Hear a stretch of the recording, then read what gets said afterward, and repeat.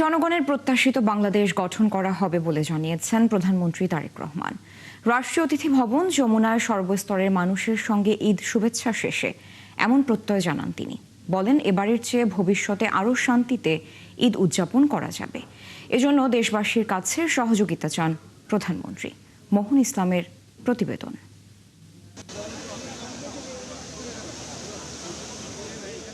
স্বৈরাচারী শাসনের অবসানের পর একটি ভিন্ন আবহে নির্বাচিত সরকারের সময়ে ঈদ উৎসব। দীর্ঘ দেড় যুগ পর দেশের মাটিতে সেই উৎসবে প্রধানমন্ত্রী তারেক রহমান। সকালে নামাজ শেষে রাষ্ট্রীয় অতিথি ভবন যমুনায় ঈদ শুভেচ্ছা বিনিময়ে যোগ দেন প্রধানমন্ত্রী ও তার স্ত্রী ডাক্তার জুবাইদা রহমান। এ সময় সরকারের মন্ত্রী, আমলা, শিক্ষক, সাংবাদিক থেকে শুরু করে কূটনৈতিক ও রাজনৈতিক ব্যক্তিদের সঙ্গে কুশল বিনিময় করেন প্রধানমন্ত্রী। পরে কথা বলেন তিনি। শুরুতে দেশবাসীকে ঈদ শুভেচ্ছা জানান। প্রিয় দেশবাসীকে আমি আবারও আজকের পবিত্র ঈদ উল ফিতরের ঈদ শুভেচ্ছা জানাচ্ছি।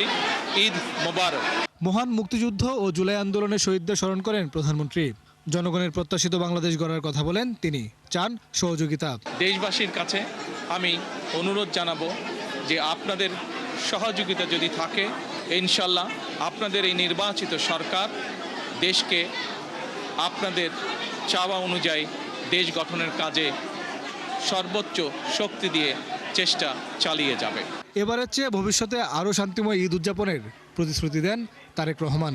আজ এই ঈদে বাংলাদেশের মানুষ যতটা নির্বিঘ্নে বা যতটা শান্তিতে ঈদ উদযাপন করতে সক্ষম হয়েছে, ইনশাল্লাহ ভবিষ্যতের ঈদগুলোতে যেন আরও বেশি শান্তিপূর্ণভাবে আমরা ঈদ উদযাপন করতে সক্ষম হই, দেশের সকল শ্রেণী পেশার মানুষকে সাথে নিয়ে।